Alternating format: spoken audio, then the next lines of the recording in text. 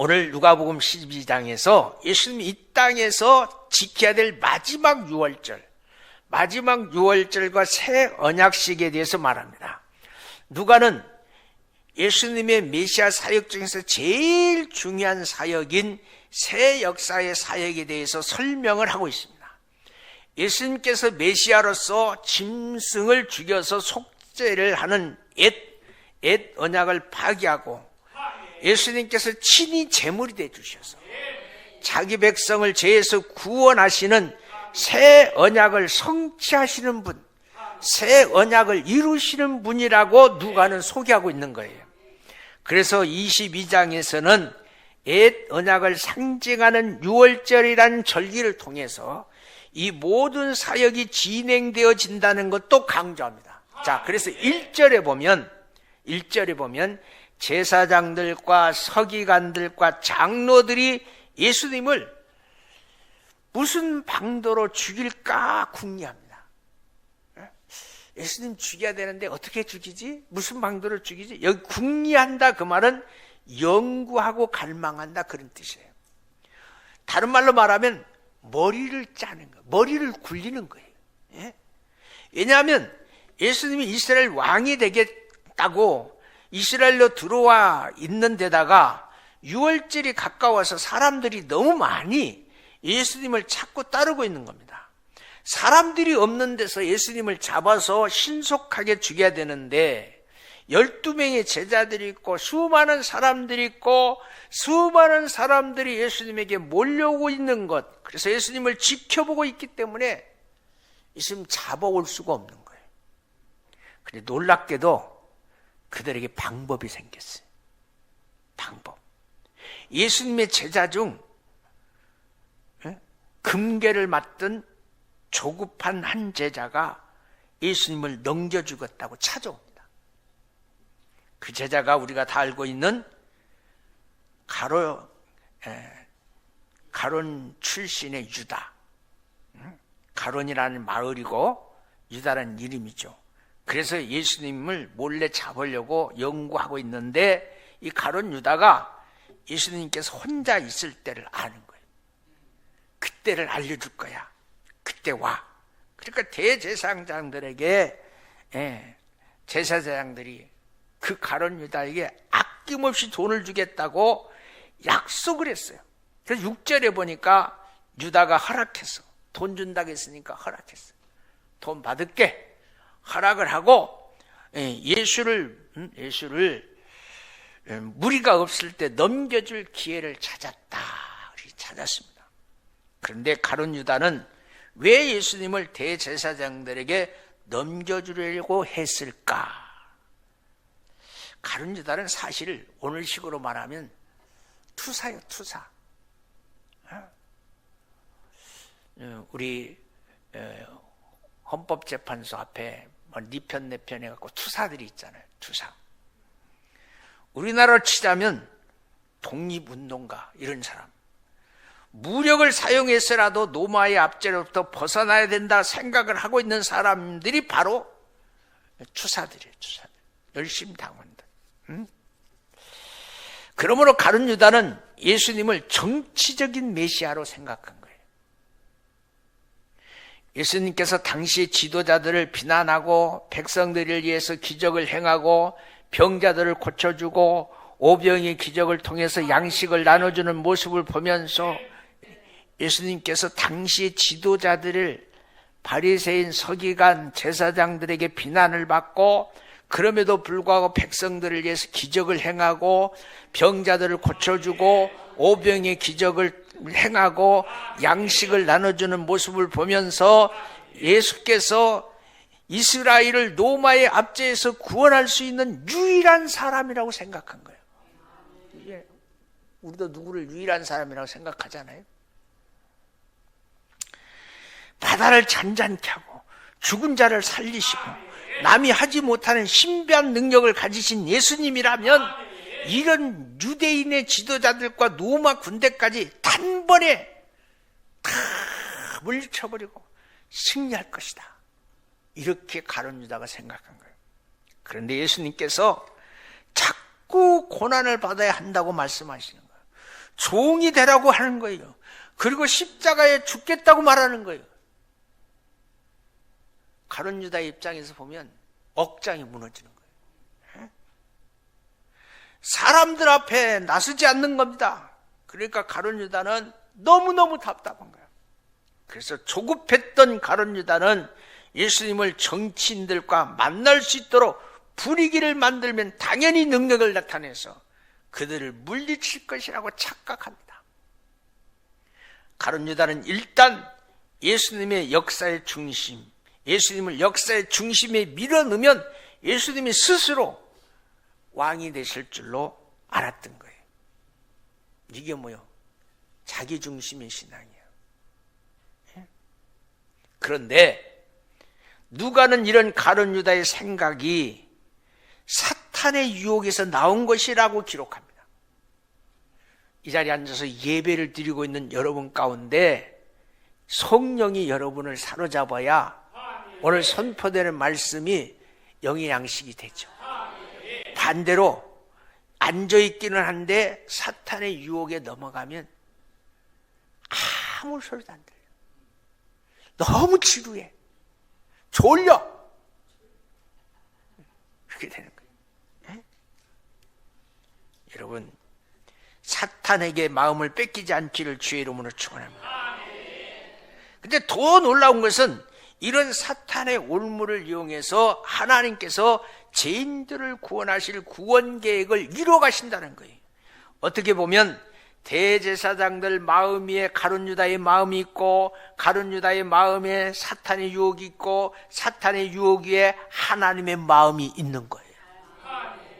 그래서 예수님께서 유다에게 팔리고 유대 지도자들에게 고난받으시고 사탄의 올무로 십자가에서 죽게 되시는 거죠. 그런데 십자가의 죽음이 인류의 죄의 문제를 해결하고 그 죽음을 이기고 부활하심으로 새 생명으로 영생의 문을 활짝 열어놓으신 거예요. 이것이 바로 하나님의 구원 계획인 줄로 믿습니다. 그래서 예수님께서 유월절이라는 절기를 통해서 이 모든 것이 예언되어지고 속죄를 위한 것이라고 하는 것을 알게 하기 위해서 새 언약식을 행하는 거예요. 새 언약식. 그래서 누가는 먼저 예수님께서 마지막 유월을 선포하셨다. 그래서 마지막 유월 15절부터 16절 우리 한번 같이 읽어봅니다. 15절부터 16절 자 같이 읽어봅니다. 시작. 이르시되 내가 고난받기 전에 너희와 함께 이 유월절 먹기를 원하노라. 내가 너희를 위하여 이르노니 이 유월절이 하나님의 나라에 이르기까지 다시 먹지 아니하리라. 이제 이 땅에서 유월절은 무슨 유월절? 마지막 유월절. 마지막. 내가 십자가의 고난을 당하고 속죄를 이루고 부활하고 승천하시고 이 땅을 심판하러 오실 때까지 다시는 유월절이 없을 것이다. 이제는 짐승을 잡아서 죄를 속하고 죽음을 피하는 유월절은 없앴지만 내 피로 세운 새 언약을 통해서 구원받게 될 것이다. 내 피를 통해서 새 언약을 이루는 구원을 이루게 될 것이다. 이제부터 옛 언약 구약 시대가 아니라 새 언약 신약 시대가 활짝 열린 거예요. 그래서 19절의 말씀에 보니까 뭐라고 그러니까 말씀을 상징하는 떡을 떼어주면서 너희를 위하여 주는 내 몸이라 너희가 이를 행하여 나를 기념하라 말씀했어요. 나를 기념하라 그 말은 기억하라. 우리가 종려주일에 성찬식이 있습니다. 기념하라. 그리고 20절에 잔을 주시면서 이 잔은 내 피로 세운 새 언약이니 곧 너희를 위하여 붓는 것이니라. 죄를 위하여 붓는 것이다. 이 새 언약은 예수의 피의 값으로 죄의 값을 지불하셨다. 예수의 피로 죄의 값을 지불하셨다. 이 균례는 어디서 나오냐면 레위기 17장 11절에 보니까 피가 생명이고 그 피가 죄를 속할 수 있다라고 말하고 있어요. 법대로 죄값을 지불해 주십니다. 그러므로 예수의 속죄를 믿는 자들은 죄 때문에 영원히 죽지 않게 될 것이다. 그래서 영생을 얻게 될 것이다 라고 사랑의 사도 요한은 요한복음 3장 16절부터 17절까지 하나님이 세상을 이처럼 사랑하사 독생자를 주셨으니 이는 저를 믿는 자마다 멸망치 않고 영생을 얻게 하려 하심이니라. 하나님이 그의 아들을 세상에 보내신 것은 세상을 심판하려 하심이 아니고 그로 말미암아 세상이 구원받게 하려 하심이니라. 그리고 요한복음 5장 24절에 내 말을 듣고 나 보내신 이를 믿는 자는 영생을 얻었고 심판에 이르지 아니하느니 사망에서 생명으로 옮겨지느냐. 봄철에 나무를 심는 날을 정해놨어요. 식목일. 우리 이날이 바로 영적인 생입니다. 사망에서 생명으로 옮겨졌어요. 사도 바울도 로마서 3장 23절에 모든 사람이 죄를 범하였으므로 하나님의 영광이 이르지 못하나니 그리스도 예수 안에 있는 속량으로, 속량이 뭐요? 죄값을 지불함으로 말미암아 하나님의 은혜로 죄 없이 의롭다 하심을 얻는 자가 되었다. 이것이 성경의 해석이에요. 이것이 성경. 그래서 새 언약이라는 것은 이미 에레미야 31장 31절에 예언되어 있습니다. 보라, 날이 이르렀으니 내가 이스라엘 집과 유다 집에 새 언약을 맺으리라. 말씀하겠죠. 새 언약을 맺으리라. 내 법을 어겨 죽게 된 사람들을 내가 법적으로 구원하겠다. 이 하나님의 약속을 믿고 새 언약에 참여한다는 죄가 없기 때문에 하나님의 심판대 앞에 서지 않는 겁니다. 그러므로 우리가 예수 십자가를 믿고 새 언약에 참여한 자가 됐다면 죄에서 구원받았기 때문에 하나님의 언약의 백성답게 거룩한 삶, 죄를 이기는 삶을 살아가는 은혜가 있는 줄로 믿습니다. 거룩한 삶은 그래서 죄에서 구원받는 사람들에게는 능력이에요. 아무나 거룩한 삶을 살 수 없어요. 죄 사함을 받은 사람만이 거룩해지는 거예요. 그래서 예수를 믿는다고 하면서 거룩한 삶이 없는 사람들은 그 믿음은 반드시 한번 점검해 봐야 돼요. 이게 오늘 한국교회에서 굉장히 중요한 문제예요. 이 믿음이 점검되지 않으면 삶이 엉망이 돼요. 엉망이에요. 예수 믿고 심지어 그냥 교회 안에서 중직을 맡아도 삶과 신앙생활이 이중으로 생각해요. 삶 따로 신앙 따로. 교회 와서는 천사, 교회 밖에서는 만사. 이런 사람들이 너무 많아. 이게 안 되니까 그러는 거예요. 그럼 우리가 거룩하게 살아서 구원받는 것이 아니라 거룩하게 되어졌기 때문에 거룩한 삶을 살 수 있는 거예요. 이거 기억해야 돼요.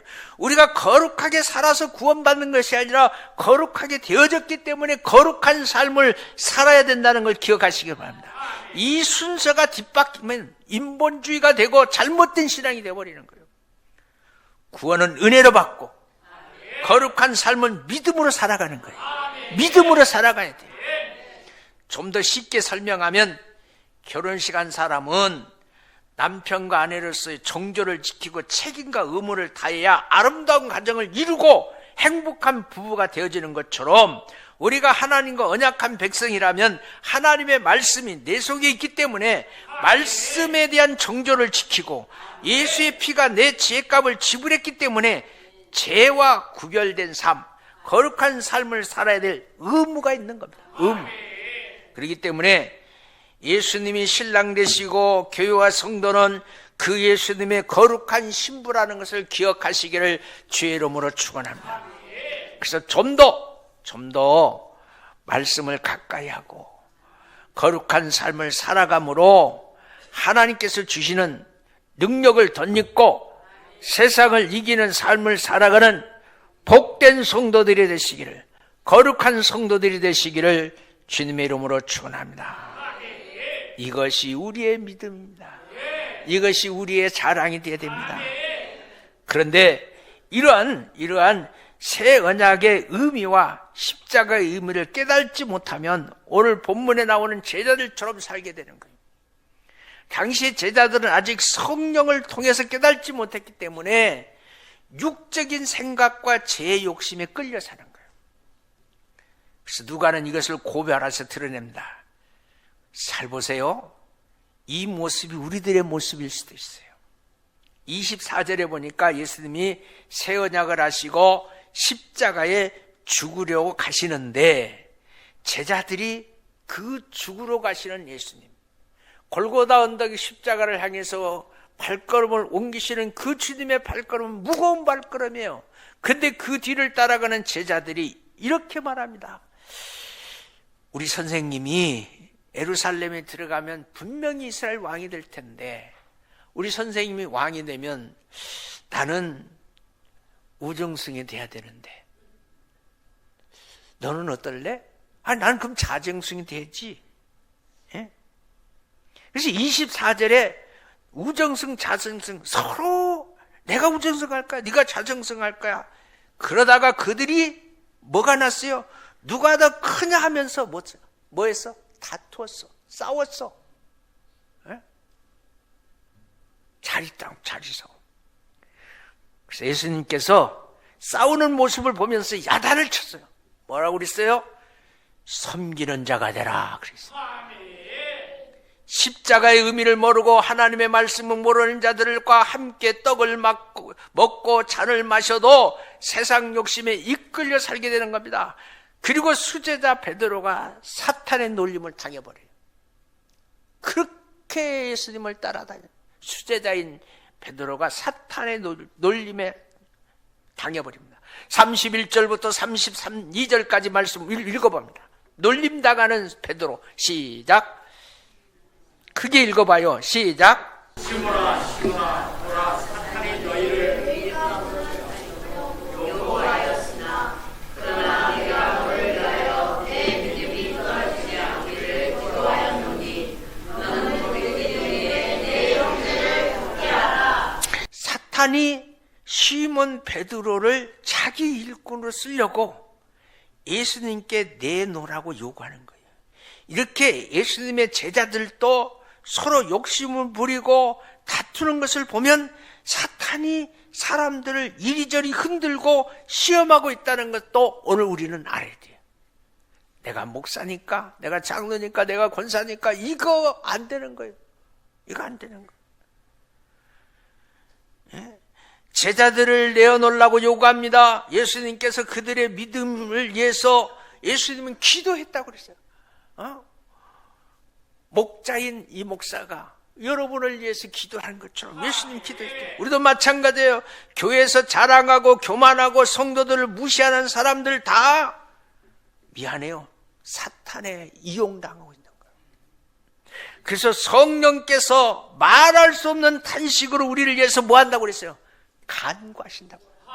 성령이 우리를 위해서 기도해 주시고 39절에 보니까 예수님께서도 십자가의 사명을 감당하기 위해서 혹시라도 육신의 욕심대로 하지 않도록 내 원대로 마옵시고 아버지의 원대로 되기를 원하나이다. 하나님의 뜻을 따르기 위한 무엇을 합니까? 기도를 합니다. 기도합니다. 그런데 제자들이 그때 뭐라고 그래요? 예수님 내 원대로 마옵시고 아버지 원대로 되기를 원합니다. 그렇게 기도하는데 제자들이 뭐라고 그래요? 45절 보니까 뭐라고 그래요? 제자들이 이렇게 말합니다. 슬픔으로 인하여 잠든 것을 보시고 잠잤어.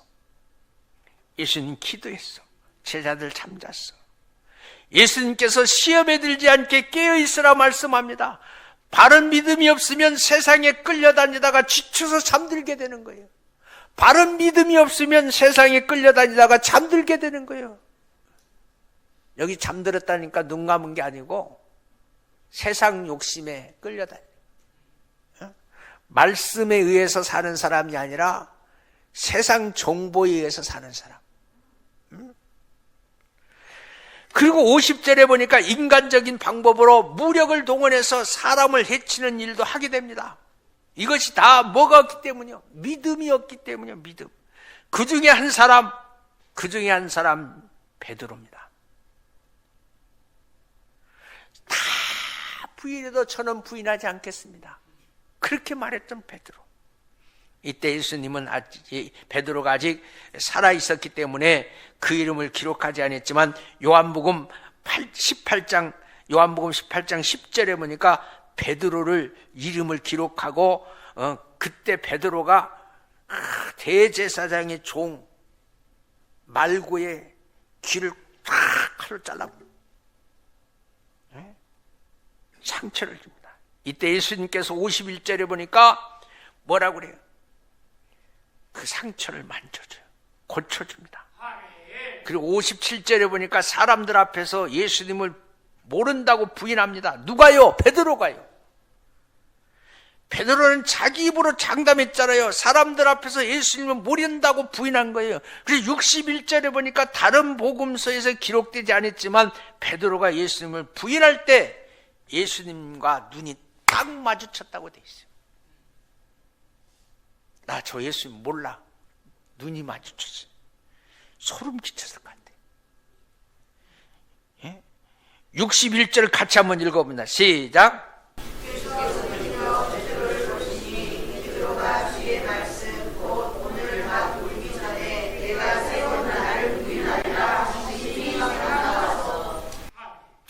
생각나서 밖에 나가서 심히 뭐했다? 통곡했다. 이때 베드로가 욕심에 가득 찬 자기 모습, 예수님의 말씀에 귀를 기울이지 못한 자기 어리석음의 모습을 보면서 얘기합니다. 제자들은 예수님을 부인하고 제에게를 가도 예수님께서는 눈을 맞추시고 제자들을 깨닫게 하시고 말씀으로 돌아오도록 눈으로 말씀하세요. 눈으로 말씀하세요. 이것이 제자들의 모습이고 이것이 인간의 한계예요. 하나님께서 믿음을 주시지 않으면, 하나님께서 은혜를 베풀어 주시지 않으면, 하나님이 나와 여러분에게 믿음을 주시지 않으면, 하나님이 나와 여러분에게 은혜를 베풀지 않으면 욕심대로 살고 다투고 싸우고 영적으로 잠들고 세상 방법으로 무력을 동원해서라도 하나님을 부인하고 모른 척하면서 사는 거예요. 하나님 모른 척하면서 살아. 이런 모습이 우리들의 모습이 아닌지 한번 돌아봐야 돼. 그러나 이런 죄인들을 위해서 예수님은 십자가의 사명을 감당하시고 부활하심으로 죄의 권세를 이기시고 순종함으로 승리의 본을 보여주신 겁니다. 교만할 때 낮아지라, 섬기라 권면하시고, 사탄에게 시험당할 때 기도해 주시고, 영적으로 잠들 때 깨어 있으라고 말씀하시고, 세상 방법으로 문제를 해결하실 때, 문제를 일으킬 때 주님이 고쳐주시고, 예수님을 부인하고 제에게를 갈 때 돌이키라고 하신 분이 누구냐면 예수님이십니다. 오늘 설교 결론이 여기에요.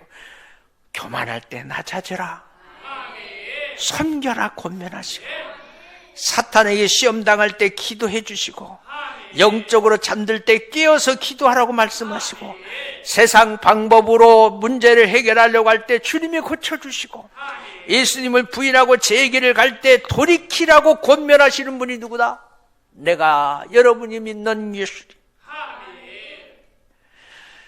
이런 죄에서 돌이켜 우리 성도들은 거룩한 백성답게 사명 잘 감당하시고 예수님의 뒤를 따라가서 부끄러움이 없는 그리스도인, 육신의 정욕을 이기고 사탄의 권세를 이기고 당당하게 하나님의 사람으로 인정받아서 살아갈 수 있는 능력 있는 그리스도인 되시기를 주님의 이름으로 축원합니다.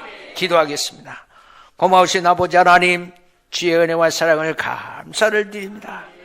주의 능력이 주님의 권능